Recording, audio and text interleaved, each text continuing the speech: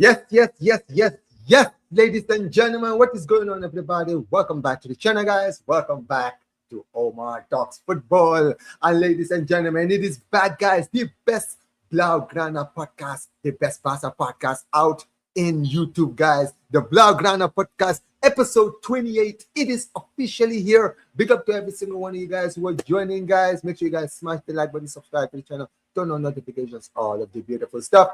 But ladies and gentlemen, it is the Blaugrana Podcast, and obviously my co-host every single time, man, like Barca Boy 103. Brother, how are you doing? Doing good, man. We beat Getafe, so vibes are at all very, very high point. So I'm doing good. Few weeks away from the season being over because I kind of need a break from Barcelona, and hopefully we can end it in celebration. Yeah, listen, man, football right now is beautiful. We're almost, very, very close to kind of, wrapping this league up. And listen, stuff is not going well at the white side of Spain right now. So yeah, man, it is beautiful to watch. But listen, guys, make sure you guys already know what to do. Make sure you guys smash the like button, subscribe to the channel. But yeah, listen, Hafed, like you just mentioned, man, we are edging ever closer to back-to-back league titles, man. Like first time it's done since Barcelona in 2019. Some teams, we've gone on our banter era, gotten out of our banter era, and still no team has done back-to-back. And we are about to do it again, guys. But listen, guys, like you just mentioned, the game in the weekend. Big game, right? Going away to Getafe, a stadium where, dude, I hate that stadium. I never like going to the Getafe stadium, bro. It's one of the worst stadiums in the entire league, right? Absolutely stinky stadium to go to. But we went down there. No Yamal, right? None of our big players, clutch players like the Rafinhas, the Yamals, right? And we still went out there and got the job done. In the end, 2-0 victory goes by Fermín López and Marcus Rashford. And let's be real, right? The performance wasn't really that pleasing in the eye. That was really nothing really entertaining about the performance, really. But the result, I feel like, is what matters. Considering what we saw the day earlier with Real Madrid dropping points against Real Betis. But Hafed, what did you think about the game, bro? Yeah, I think overall it was, for a game against Getafe, quite a solid performance. I didn't think we played poorly. I thought we created chances, we pressing the ball forward well. I would try to break down their back line. They had some chances in the first half. I think from the 10th minute to the 25th minute, they were having a few chances. We kind of, defended quite well in their first, 15-minute attacking phase. The goal is fantastic. Both goals, you can basically say, are created by Kobarsi. 2 huge tackles to create goal-scoring chances. Thankfully, Marcus Rashford scored that goal. I genuinely thought watching it, he was going to miss it. But overall, I think Barcelona, for a game like Getafe, got the job done, played well for the setup that we were coming up against. I think Flick's going with 4 in midfield was the right move as well, because you want to go with creativity over attacking prowess in a game like this. And it pulled off. Clean sheet as well. No goals conceded against them. You got 2 good goals. You got a Pedri assist. You got a Lewandowski assist. So overall, can't complain. I think, of course, the winning point and the winning factor in this game was getting that goal before halftime. Yeah, 100%. Because let's be honest, like I mentioned, the performance wasn't that pleasing in the eye. Today, I was very happy to see, guys like Ronnie Bagdaji given an opportunity to start in this game, right? Because I think he really earned it, especially, last few games, we haven't really seen enough of him. He did, a lot of people, have been calling out his performances a little bit. I wouldn't. I think that, he's a player that's, not having a lot of opportunities, and he's young. He needs to be given a lot of opportunities. He did his thing, like I mentioned, like Fermín López, that's what now, 6 goals and 8 assists this season in La Liga. That is impressive, right? He's had an amazing season this season. It's definitely been clutch as well, right? He's been very, very important. Like, he scored a lot of important goals, a lot of beautiful goals as well. Like, for a midfielder, he really knows how to ping it sometimes, right? And Robert Lewandowski in this game, he started in the attack in this game. And I have to say, right, for a guy, who's at his age, right, we only know him for goals. I was very impressed with Lewandowski's link-up play in this game, right? He got an assist in this game, right? He was the one that assisted the Rashford goal, right? Yeah. And for me, I'm looking at, I'm like, well, that is quite impressive. I like the fact that, in games like this where he's not getting a lot of sniffing, he can still give something, contribute something into the game. And he did in this game. Absolute amazing, amazing, Yeah, I amazing. thought he had a really good game. Like you mentioned, his hold up play was fantastic. He was getting stuck in between that. You know, he was dealing with three center backs as well with Getafe's back five. But I think aerially and aerial doing some long ball set pieces. I thought he did a great job. I think that's a good striker. That's a great striker performance without getting a goal. 100%. I think it Yeah. was a great striker's performance without getting a goal. I think he really, really played well. And but also he could have. I mean, listen, even like players like he could have had an assist before the Rashford one with the Omo one, where basically he put it on a plate for Yeah. Omo, and Yep. I don't know Yep. how Omo missed that. It was a terrible miss Another from thing Danny we Omo. have to mention as well, the amount of chances we missed in this game probably should have been That's more what I was gonna get. coordinated. Yeah. Yeah, we were very wasteful in this game. I was surprised with how wasteful we were. And that's the problem, isn't it? When you're not, and this is what kind of the worry I had, when we lost Yamal. And I was like, the problem is with this team is that Yamal is one of the most clinical. Rafinha is clinical. They're the ones I trust the most when we get these chances of like one big chance, one goal. Right? With some of these players, bro, you can never trust them. And even though we won the game, like you mentioned, we were very wasteful at times. I think that there was a chance that we had with Pedri, where I was very disappointed he didn't take the shot. He should have been braver. It was right after we scored the opening goal, right? He had a chance, literally, he had the net inside, and he still chose to pass the ball. And I'm like, in those situations, you don't have to pass. Trust yourself. Like, it's not like Pedro doesn't know how to shoot. We've seen him score a lot of great goals. He scored one of the goals of the season this season against Levante at the start of the season. A sick goal from outside the box. So we know he's got that in him. He's got that thing in him, right? He should be more brave, I feel like, in certain situations like that. Sometimes it's not always about looking for the pass, right? And that was one of the few things that, I did call out the player for. But Pedri, shout out to Pedri as well. He really performed well, right? He's been a player who let's be real, his performances has really kind of dropped off in the past few weeks. But in this game, I feel like he kind of got back, some of that, player in him, right? He brought some of that player, that we know and love, right, back again in this game, right? He was very good. He got off his assist to the goal, right? Mistake, capitalized on it, put it on a plate for Fermín López to get the first goal of the game. What did you think of Pedro's performance? I thought it was, back to normality with Pedro. I think he's been quite performing below par in the past few weeks. I think this is your typical Pedro performance. I don't want to guess up too much because people are seeing people drooling over a little bit, like, oh my God, we're fantastic. This is what I expect from Pedro week in, week out. Great performance. He controlled that tempo in the midfield quite well. I think his offensive aspect of the game was quite strong too, especially with Getafe having some decent chances in transition as well. And this is what I expect from Pedro week in, week out. I don't want to see these kind of performances that he's been performing recently. I want to see what we saw in the game against Getafe. In a game like this where you need someone to be a dictator, he definitely rose to the occasion.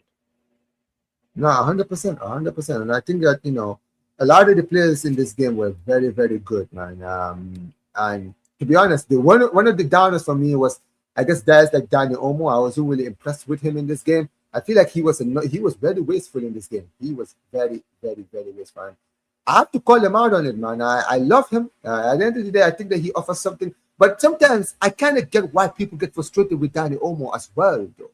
You understand what I mean? I get it because it's like, dude, sometimes he just sometimes he doesn't make the right passes, or sometimes he will get into the box, he'll get an easy shot and he will miss it. You understand what I mean, right? He had a golden opportunity in this game, and sometimes that's what frustrates me with Daniel Olmo, because it's not just his injuries. Sometimes when he does play, he doesn't show that level that we know he has. You understand what I mean, right? But I'll be honest, I do. I was gonna say that I don't think that Olmo performed poorly. It's just another example of some, time. Another example of end product being a lack of issue. There was a recent game that we had as well where he was quite poor in the attack. I don't know if you remember off the top of your head. I don't think it was Atlético Madrid. It was another game where he was just missing chance after chance. Maybe it was like Celta Vigo or something like that. But it's been a little bit of a recurring theme. I thought he played well. I think his Liga play was quite good. He's making some good runs going forward. I think defensive actions were quite strong as well. But just in the final third, like you mentioned, he missed that open net. He had that chance in the first half. He had that open shot, I think, early on in the second half. So he probably should have had a goal. But I don't think he performed poorly over the 90 minutes. Yeah, I don't think he would perform. I was really frustrated with some of the things that he was doing during the game. That's But valid, yeah. that was that. Yeah, that's what it was, right? At the end of the day, that's what I honestly thought. Defensively, I was very impressed with our defense in this game as well, right? I have to shout out to Kobashi, right? I mean, listen, I'm one of the players that sometimes I criticize him, but I got to give credit. I'm credit where credit is due. He was pretty good in this game. I think he was the best defender in this game. He locked the Getafe out in this game. Him and Martin, which let's be honest, at the start of the season, you told us our best centre back partnership would be Martin and Kobashi. I would have never believed you, man. When you look at like the amount of defenders we have in this team, right? But they've been doing quite well, right? And for me, and also what I was really happy about this performance, honestly, was the fact that we played Getafe. I felt like we played Getafe at their own game. In this game, we weren't going overly attacking, leaving spaces in the back so that they can sit back, try to hit us on the counter. We were just like the team that was like, okay, Madrid drew yesterday. All right, we don't even have to attack you guys. We are going to go forward, but we're not going to go too forward. We're going to frustrate you guys. We're going to sit back, and when you guys have the ball, we're going to sit back and watch you guys try to break us down. And you could see that they were getting frustrated halfway, like in the game. Like, dude, they created 0 clear-cut chances. 0. They were having the ball in the box and didn't know what to do, man. Everything was shut out. They barely had the ball inside the box. Sorry, our box. I think in the second half, I don't remember them doing anything. In the first half, they had some good crosses coming in. They had that big block in the first half as well. Even though don't think that was his intention to block it like that, but still, got a big block in there. But I think apart from that, I wasn't quite threatened by Getafe in any moment. I think they had a chance at 1-0. I don't know if Juan Garcia made a save, or of course the Kobarsi tackle that led to the second goal. The cross coming in, and then he made the clearance and we went score from the corner kick. So they had, I would say, 2 good chances in this game, even though maybe there was no direct shots on target. But to have 2 chances only conceded against Getafe when they set up the way they do in their home stadium, where we've not won in 6 years and only scored 1 goal in the past 6 years, I'll take that all day. 6 years, bro. 6 years, like that is insane. And I feel like that's why I said this was a champion's performance, because to have a game like this in a stadium where we're struggling, and with the fact that our title rivals have just dropped points, for you to go to a stadium where you have notoriously struggled in and do what you just did without 2 of your best players, that is a champion's performance in that game. That is a champion's performance, and fair play to the players in this game. And I was very, very happy with what I saw. And listen, at the end of the day, we're going to need this. We're going to need this because at the end of the day, we're going to need all of the players to step up now. Right? Obviously, 11 points clear. It's almost home. The game against Osasuna this weekend I feel like it's going to be tougher, because I think Osasuna are going to be way different, like in the way they set up compared to Getafe, right? They have players like Budimir who are very clinical, especially when they play us, right? And it's going to be a tough game, but we could potentially win the league as early as this weekend. I know it's not like confirmed like mathematically, but it's all but kind of brought home, especially if Madrid. I think Madrid have to lose and we win for us to win the league this weekend, which that's is, what I'm saying. Which is, I mean, Will Espanyol have not gotten 1 win in the whole entire year 2026. So them getting their first win against Real Madrid would be hilarious. But I'd rather win it against them.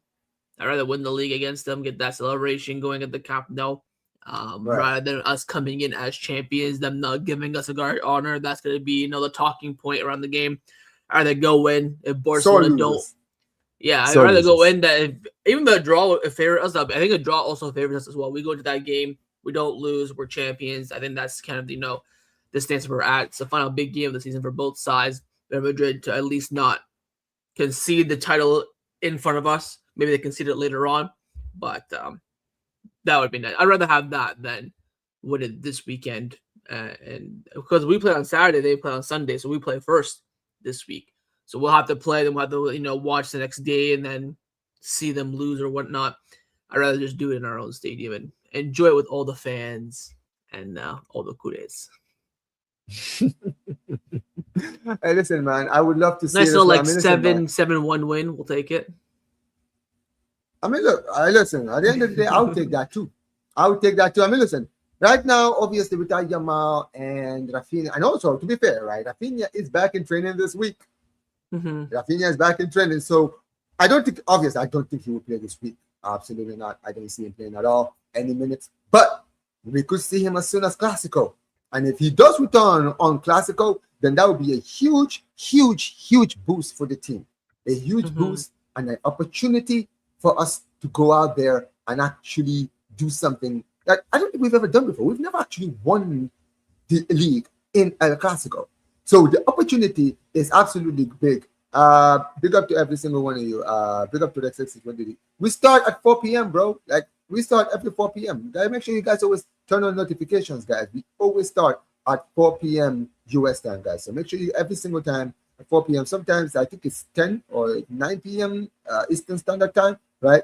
So make sure you guys always make sure you guys check out the channel and turn on notifications so you guys will know when I'm going live or when I upload a video. But yeah, for me, this is huge, right? Real Madrid, I feel like they're in the beach. Bro, Real Madrid have problems. Have it. Real Madrid have serious problems behind the scenes. I've already got a video planned out tomorrow. A big video. You make sure you guys turn on notifications so you guys can see the video tomorrow, right?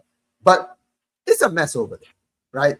We've seen that after that loss against Betis, it's kind of just all come to a head, right? Mbappe, Vinny, I'm hearing Jude is involved now. I'm hearing Arbeloa is now involved. Dude, they've got internal problems, and I think it's going to affect what happens this weekend for them against Espanyol. Despite it just being Espanyol, it wouldn't surprise me at all if they go out there and like lose like a 2-1 or something like that. Honestly, it would not shock me. And if that happens, I'll be honest, I'll be a little bit disappointed because I would like to win the league against them. But at the end of the day, bro, I don't even care. If we win the league, bro, just wrap the league up and let's just go on vacation. You understand what I mean, right? But for me, I feel like both as a win, both are wins for me. Both are wins for me. So for me, I don't get it twisted. I would love to win the league against these guys, these frogs. Before I continue, big up to Rex as always, man. Always supporting the channel every single time. Man says YouTube has me shadow banning and not sending notifications to most content creators. I don't know why it is like this on stream, but it's up to you both, bro. By the way, guys, yes, that usually happens, by the way, right? YouTube usually does this where sometimes they don't actually show videos to people who are subscribed to people's channels. This is why it's always important, guys. When you turn on notifications and the notification is not showing you guys, turn it off and turn it back on. You understand what I mean, right? For me and Barca Boy, always do that. Make sure you guys always turn it off. If you guys are not getting turn it off, turn it back on, and it will go back to doing it. Because sometimes, let's say if you don't watch like 1 or 2 videos, it will stop doing it for you guys. That's why sometimes you guys will not see when I upload video, because I upload videos or streams every day. Sometimes you guys don't even know I'm always doing something on my channel, guys. But I'm always putting, like, I literally had a video this morning. I'm sure a lot of you guys don't even know I had a video this morning. So yeah, there's always videos, there's always streams, guys, at some point, guys. So always make sure you check your notifications. If it's on and it's not showing you guys, turn it off and turn it back on and notify yourself, guys. But big up to every single one of you guys who I am. Big up to Rex every single time for supporting the channel. But like I mentioned, I would love to win the league against them. Bro, I just want to just dance on their grave. That's really it. Because with all of the internal issues that they have, imagine us winning the league. That would just be the icing on the cake, bro. Just the icing on the cake of how shit their season has been, bro. Just winning the league against them, bro. I need that. I need it, bro. I need that dopamine, bro. Do you understand how shameless we're going to be on chaos? I don't have a suit in my house, but I promise you, if we win the league against these guys, I am going out after the game. After I do my post-match, I'm going out. I'm getting the best suit that I can bring, and I am walking into chaos suited up with the tie. Let me tell you this right now, Hafe. Don't let me down, but we need to suit up. I'm going to tell all of the Barca content creators, every one of you guys, get your suits up, bro. We're going to suit up, man. We're going to dress up for the occasion, to cook these guys. We're going to suit up for the big day. But we will see, man. Make sure you guys are there, man. But Clásico is obviously in 2 weeks, right? 2 weeks, right? And obviously, Real Madrid, Mbappe is injured, so Mbappe is also not even available in that game either, right? Maybe that might not even be a bad thing for these guys. Apparently, he might be back for the game. Hopefully he plays. I mean, listen, look. I'll be honest. I think it's better if he plays than if he doesn't play. If he doesn't play, I might I actually be agree. a little bit worried because I think Vinny. I think the combination of Vinny, and whoever they have in attack, or like Gonzalo Garcia, and whoever they have in there, it usually works without Killian. But I'm gonna be very honest, man. If they don't have Killian in there, I might be a little bit maybe worried like. I would rather have him in there, but it is what it is. It is what it is. But guys, make sure you guys smash the like button. Because Real Madrid will lose intentionally because you know what? I hope so. I'll take it. I mean, to be fair, imagine, right? They might just say, you know what, First. winning the league against us? Absolutely not. We're gonna lose the league before we even play you. And then we will not give you a guard of honor just to be shameless. They could do it. They are that petty, bro. Do not underestimate how petty these frauds are, bro. They are In petty. the scenario where Barcelona come out as league champions early or soon, I'll take it. Me too. But yeah, that's what I think about Real Madrid. They can hold that, right? I'm not even going to talk about the Betis game because at the end of the day, bro, that Betis game was stinky. I didn't even watch the whole of that game. I couldn't even bring myself to watch the rest of that game. That game was absolutely garbage. And big up to Rex again, man. He drops another chat here. Say, spend less than 100 million on a striker, not a number 9. Not a real. Says spend 100 million on a CF, not a real number 9. We never learn.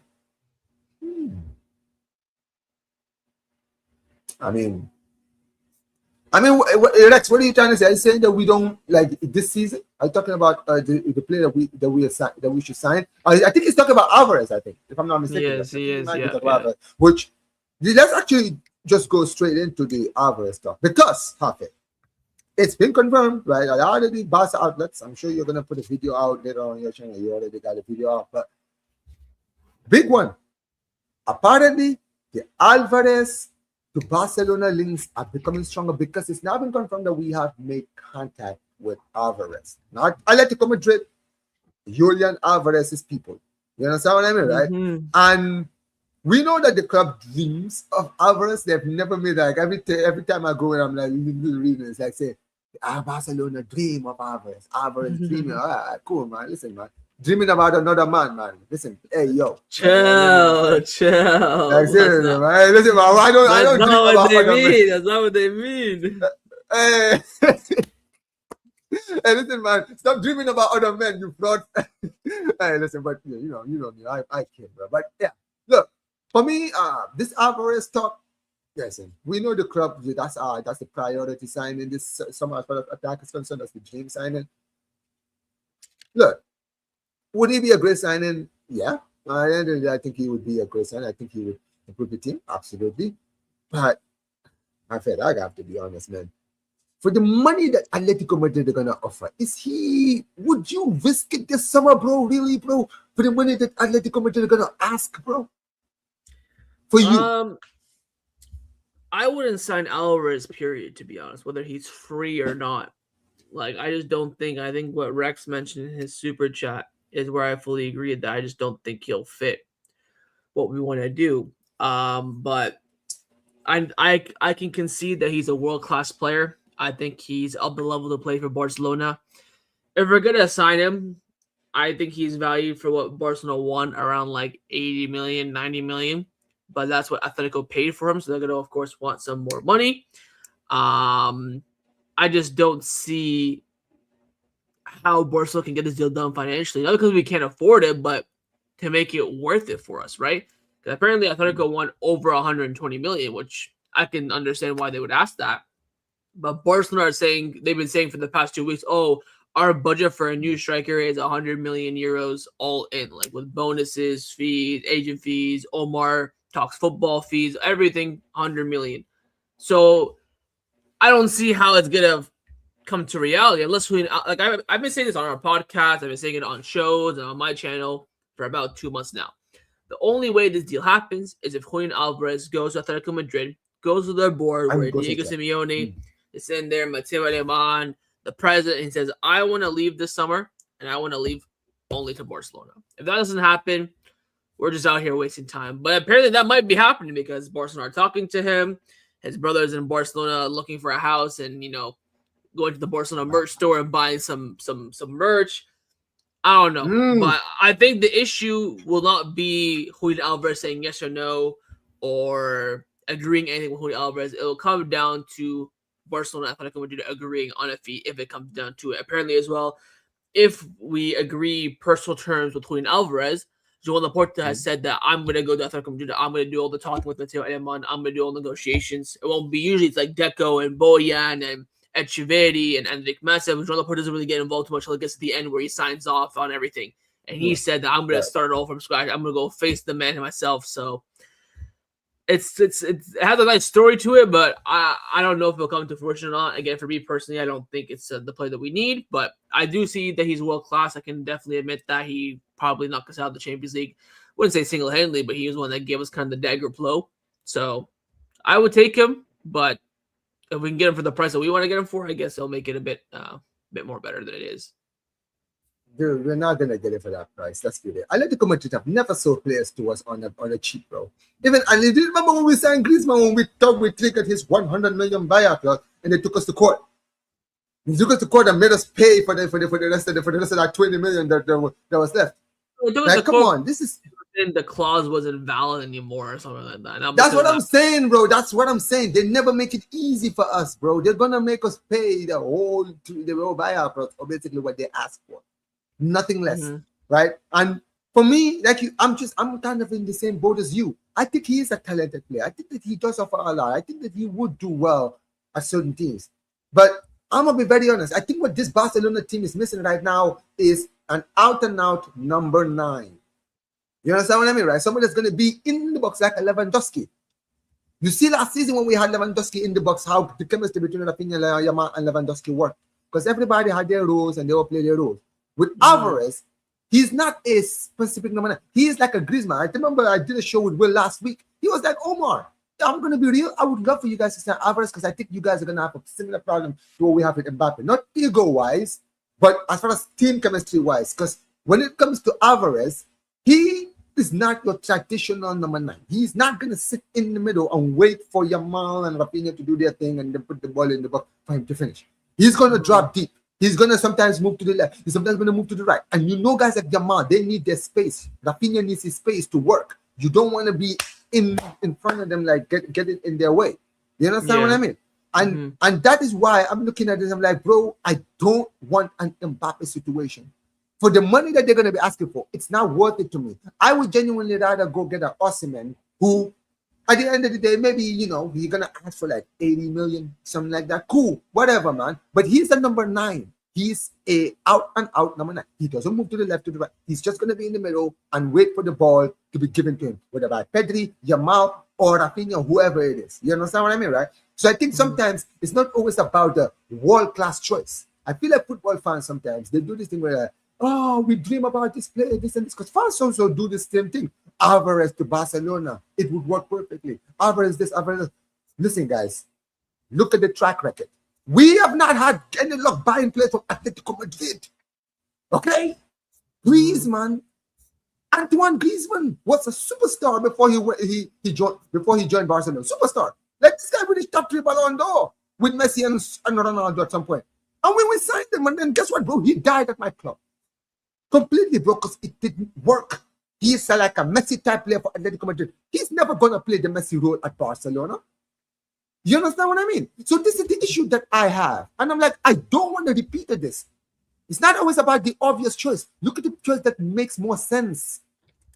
And that's what I think. But before you continue, let's send another super chat, man. To my GOAT every single time, man. He's always, listen, man, this guy, at this point, honestly, at this point, I think Rex might be sponsoring this channel, bro. The amount of money he dashes in here, bro, he's definitely a sponsor. He says, since Suarez, Kevin Prince, since Suarez, Kevin Prince, Boateng, Greasy, Roque, Braithwaite, Depay, Oba, Ferran, finished Aguero. Apart from Lewandowski, how many of them were Barca quality? Aubameyang was good. Okay, I'm not gonna hear no Aubameyang slander. To be honest, halfway. Aubameyang. He actually got 6 months.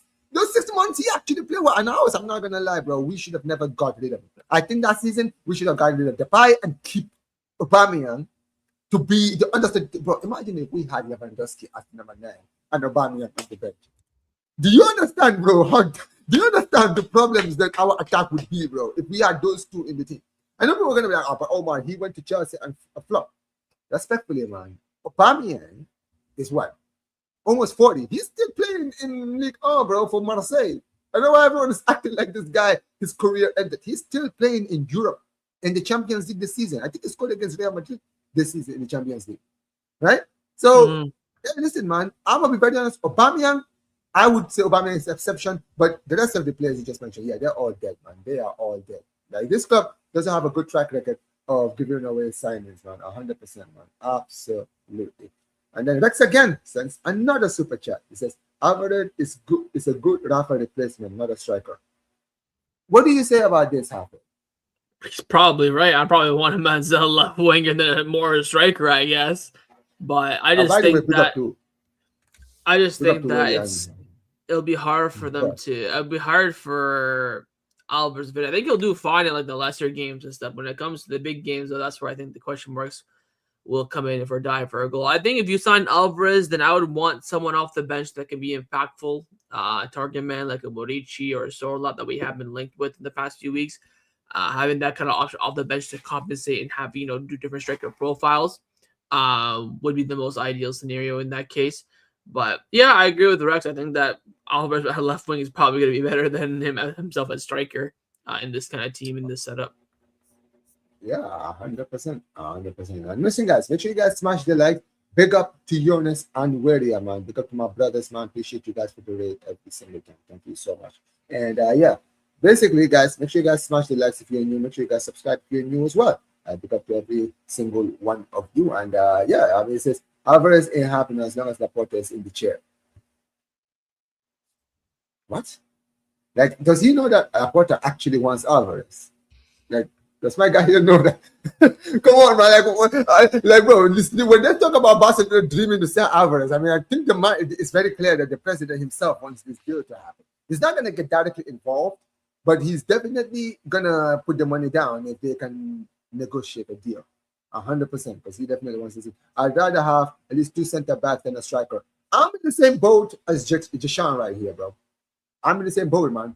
I think our defense is where I would put most of our focus this summer, honestly. I don't know why we are so obsessed with trying to get attackers, but when we've shown that even the duds that we currently have in this team, these current duds that we have, are still producing goals. Our defense is usually the one that is not doing their job in this team. So I'm just like, bro, let's actually fix the area where it gives us more problems. Fix the defense. Go get me a center back, go get me or two center backs, get me a fullback. You understand what I mean, right? Get me some rock solid players in the back, because we have a great goalkeeper. We just need somebody after the goalkeeper. And I feel like if we get a good defense next season, even with how bad our attack is, even let's say we decide to give Lewandowski another year, that's it, and we have him as the number 9, and we have a fit Rafinha and a fit Yamal for a season. We have no injuries to guys like Pedri in the team and De Jong and all these guys if they do stay. Right? And we have a good defense behind them. I would be more confident we will win the Champions League next season with a good defense. I genuinely think so. I'm not even kidding, because the quality in Europe is not that. No, because unless like there's like some of the other heavyweights like the Cities, the Madrids, Bayern Munich, Liverpools, they all book their ideas next season and they all go on a madness next season. The quality in Europe is not that good. You understand what I mean? I feel like if you're just decent, if you're just okay, and if you just have a good, 11 that works, I think you can get it done. I think that's what Bayern Munich have done this season for me, because remember, Bayern Munich last season, they battered them. They basically have the same squad this season that they had last season. The only difference is, I feel like this season, they've added some players like the Luis Diaz's of the world, and company is able to build a tactic that has brought the best out of players like a Harry Kane, like a Olise and all these guys, and that's why they're playing so well this season. Yeah. Yeah, 100%. Omar Barca got money. Yo, Hafid, I need to ask you this, man, because I'm going to actually do a video on this, right? Are we or are we not in the 101 rule this summer? Your guess is as good as mine at this point. I don't know. The club are saying, and they keep telling us that we're gonna be there, but We got money. The from the comment that was asked, we do have money, but the issue is spending it and making it all fit within the rule. Barcelona, they could spend 300 million tomorrow without any issues to sign players, absolutely. But it's about fitting them in the rule and stuff like that and FFP. So the clubs keep saying we're definitely going to be the 1-1 rule this summer. We don't know when, we don't know how, we don't know why, but we're going to be there. So if they're not, it might be one of the most embarrassing things I've seen in my life, to be honest. Bro, but before I say what I think, Rex once again puts another super chat. Once again, but this one is for you, Hafid. He said, "There any chance we sign Kvaratskhelia? What do you think?" Probably unlikely. I think he'd probably suit other teams more than us, especially if we're gonna have Rafinha and then we're gonna sign a left winger again this summer. Definitely taking my Barcelona. I think he's a fantastic player. But I think a signing for Barcelona for Cavada would be very unlikely, especially with how much PSG would demand for him. Maybe other teams thinking that Cavada is the final piece to their puzzle, where he would just be an additional puzzle to our piece. So I don't think it will happen, but I would definitely take him at Barca for sure. Oh yeah, I would love, bro. With the fact that we're being linked to Leao, I mean, well, what other left winger can you get that's realistic? No. So yeah, it was funny, right? Ever since that whole layout to Barcelona's link started growing, dude, the amount of times the people in my comments have been saying, absolutely not. We should not sign Leao under any circumstances. If we're gonna sign him, we might as well keep Rashford. That's he's the final form Rashford. But I see on Twitter that everyone's like, "Oh, get Leao is way better than Rashford." Blah blah. What I think is that is Leao for 50 million a good deal? It's not bad, to be honest. I'll take him for 40 million only. Would I rather have Rashford for 30 million or Leao for 50? I'd rather have Rashford for 30. Would I rather have Leao for free or Rashford for free? Probably say Leao. I just think that the style of his is better overall. People say that Leao doesn't press and doesn't defend. Have you seen Rashford play? He does not press. He does not defend himself either. So if they're both for free, I'll take Leao. With the prices right now, I think with Rashford. I don't think Leao's worth 50 million for what Barcelona are looking for. I think 40 million is what I heard. I heard 40 million. I heard no, 40 million. The saying is 45 million plus bonuses and add-ons and yada yada yada yada. So you're probably touching like 50, 55 million. Which again, he was quoted like 80, 75 million euros 2 summers ago. So it's gone down. Yeah. Gone down price a little discount fire sale at AC Milan. But yeah, he's not someone that I would go break the bank for or go waste your time for. I'd rather have Rashford for 30 million than Leao for even 40 million, to be honest. I mean, to be fair, if we were to sign Leao, I don't think he would be a starter in this team. No, as good as he is quality.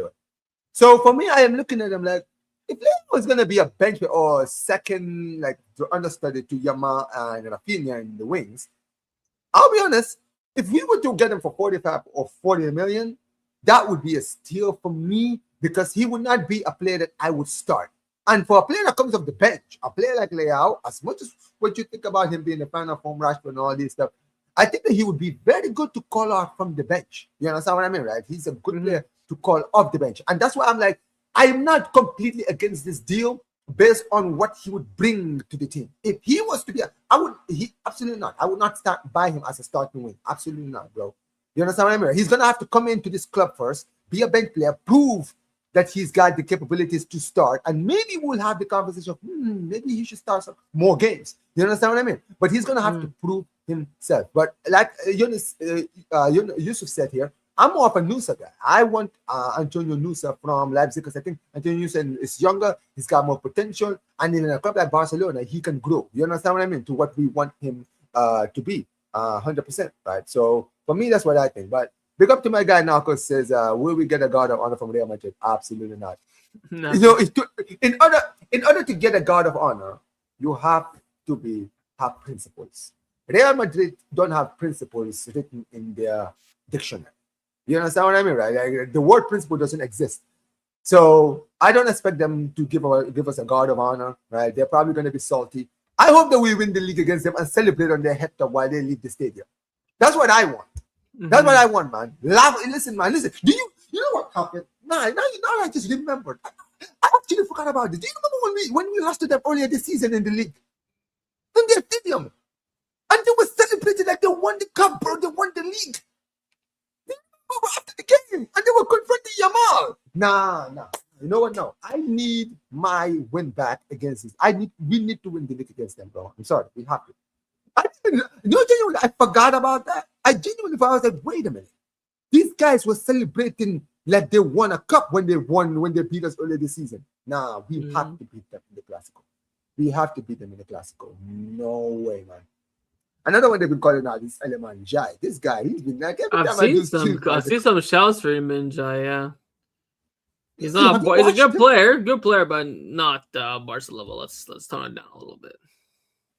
Yeah, that's another important thing, guys. Just because a player is doing well in another team doesn't mean they're Barca quality. Guys, I want you to understand. But then again, is Iliman Ndiaye better than Nian Virgili, Victor Munoz, Abdi Zazelu? Probably. So if you're not getting me a big left winger, I don't mind Iliman Ndiaye. I think he's done very well for. But then these players are going to be expensive, though.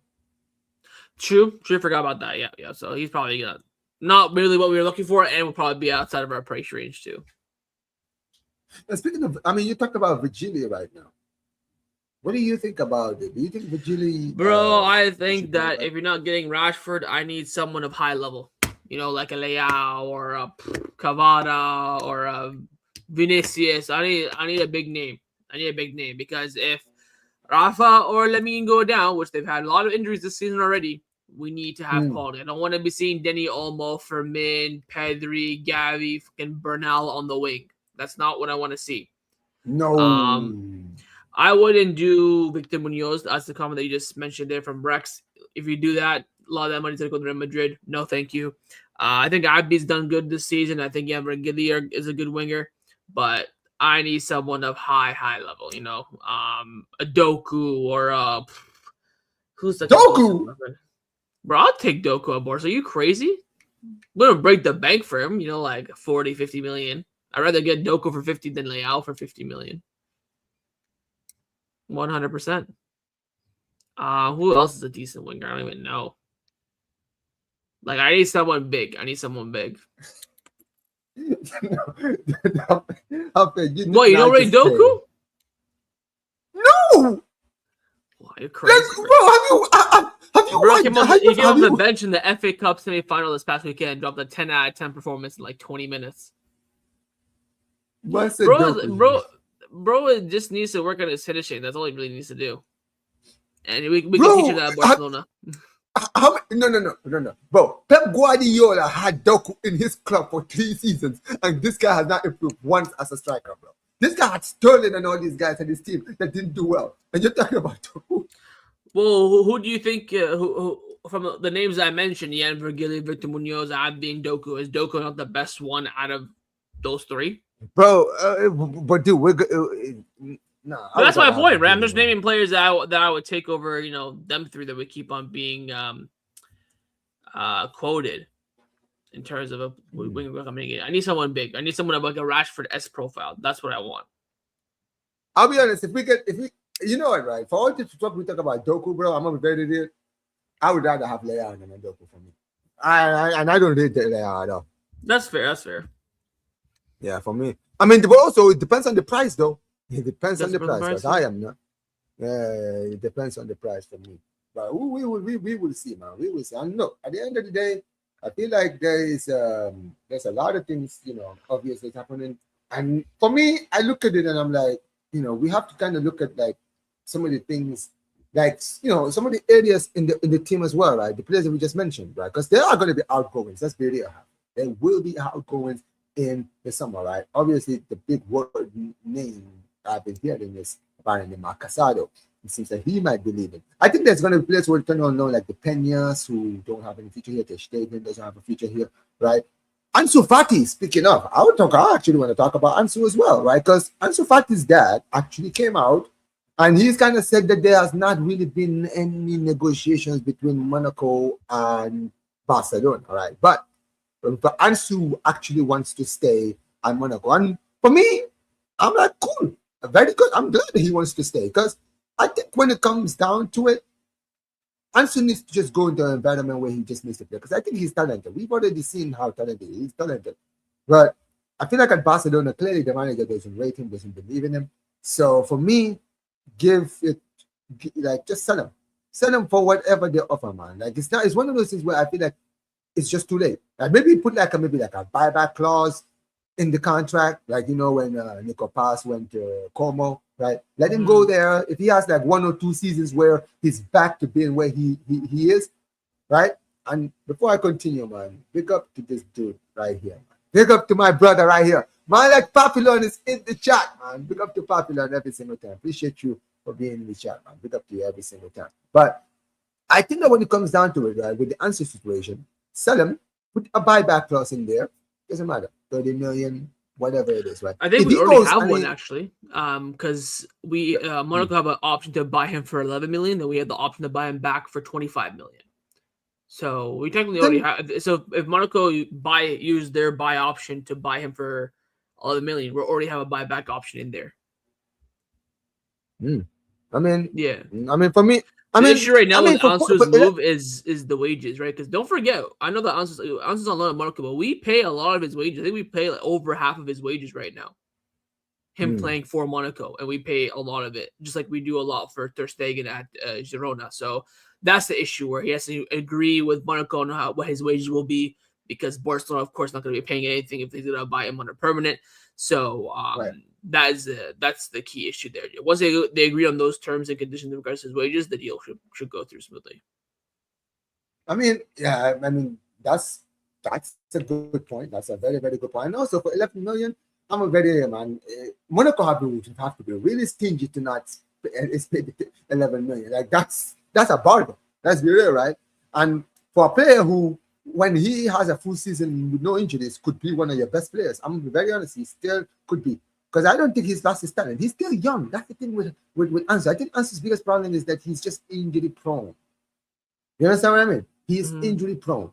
And you know what? This is the last thing I'm going to talk about before we get out of here. Let's actually talk about something I need to get off my chest.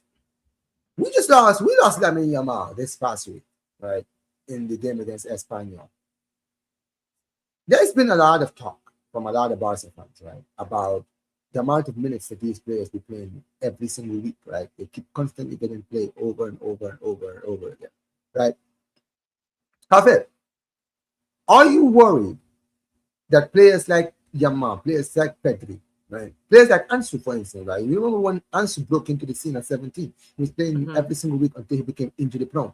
Do you think that our club, bro, has been like, we are destroying these players, bro, at the amount of rate that we're playing? Because I'm going to be very honest, when I look at the point, before I let you answer, the Yamal thing is what kind of woke me up to it. Because Yamal's injury, if we look at the injury, it's a hamstring injury. What causes hamstring injury? It's the overload that the knees and the ankles and the thighs go through. You understand what I mean, right? That's what causes hamstring injuries, Achilles injuries, all of these injuries, the pressure on the legs.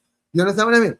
And the fact that Yamal played 2 90-minute games in 2 intense games, the Catalan derby and the game against Atlético Madrid, right? Both 90 minutes. And then this was the first game after that, and then he messes up his hamstring. Are you worried that we should be protecting these players sometimes in the right moments? Because I don't think these players will play every minute. I had this discussion with Eunice the other day as well. Do you remember if Messi ever rested? No, but he had injuries when he was young, remember? He did. He had injuries when he was young, but he had injuries in his prime and near the end of his career. He didn't. It is hard, Omar, to bench the best player in the world on a consistent basis.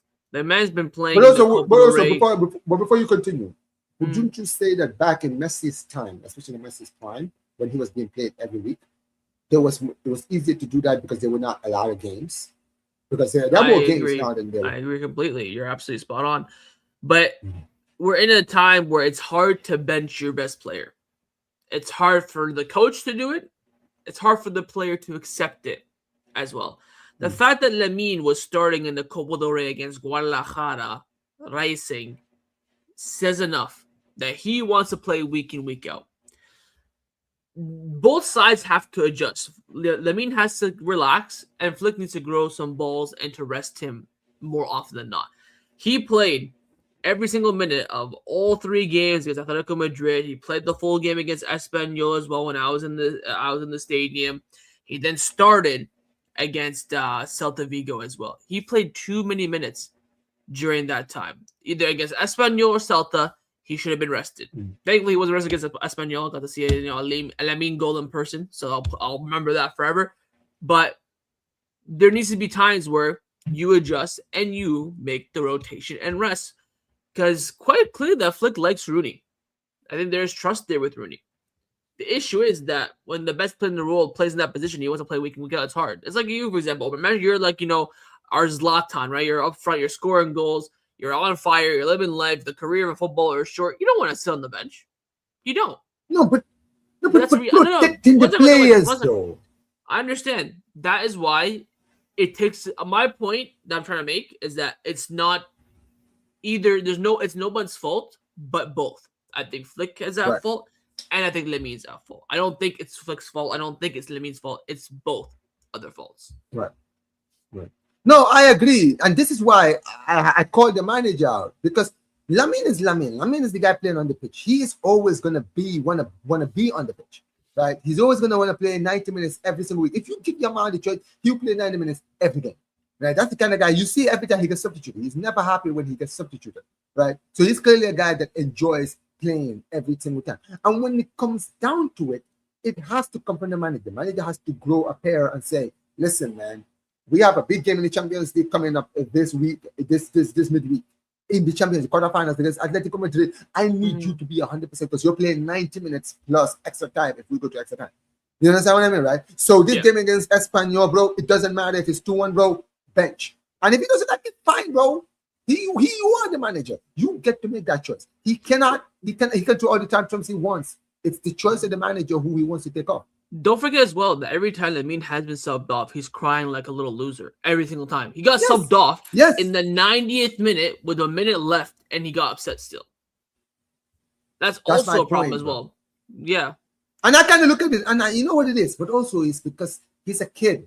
I feel like he's a kid. He enjoys, like, when young players get opportunity to play week in, week out, they never want to be taken. They always want to play 90 minutes every single week, until they mess themselves up, get a big injury, and then they're out. You understand what I mean, right? And that's the problem with Yamal. I think Yamal is somebody who he realizes the opportunity he has. He's playing week in, week out. He enjoys it. So when he gets taken off, he never is happy. But at the end of the day, bro, you deal with this with teenagers. Just let him throw his tantrums. It's fine, bro. What is he going to do? Go to the media and cry? I get benched every single time. He's not going to, bro. And if you go to the manager will be like, listen, man, the reason I bench you is because there are some games I need you to come up to be on the bench to get a full rest for the game that's coming up. You are too important to this team to play 90 minutes. If you play 90 minutes every time, you're going to get an injury. You can't prepare for hamstring injuries. You can't prepare for Achilles. You cannot prepare. Those injuries are not injuries that you see coming. They just happen. You understand what I mean? And you have to be prepared. And I am not going to risk losing you for the rest of the season because of something we didn't prepare for. So I have to always make sure that I protect you for the big games, especially when they come up. But that's what I think, man. I think when it comes down to it, Flick needs to grow up there. But chat, let me know what you guys think of everything we've talked about here, guys.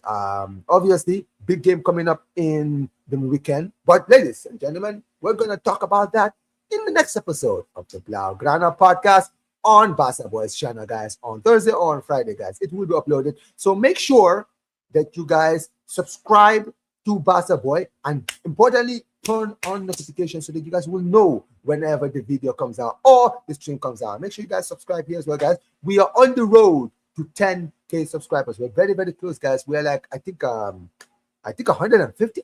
I think I'm around like 150 subscribers away from 10,000 subscribers, guys. And if you guys can get me to 10,000 by the World Cup, man, oh my gosh, I might give away a prize on my 10K celebration, guys. I might, guys. So make sure you guys do your thing, guys. Subscribe. Listen, if you know any Barca content creator, football content creators that likes to listen to Barca or basically La Liga, guys, make sure you guys let them know to subscribe to the channel. Make sure you guys go subscribe to Barca Boys channel as usual, guys. Pick up to every single one of you guys who have been here. Let us know everything we've talked about here. Let me actually set up the rate, because ladies and gentlemen, we are going to go to football chaos. The chaos hasn't started yet, but you can rest assured I will be there.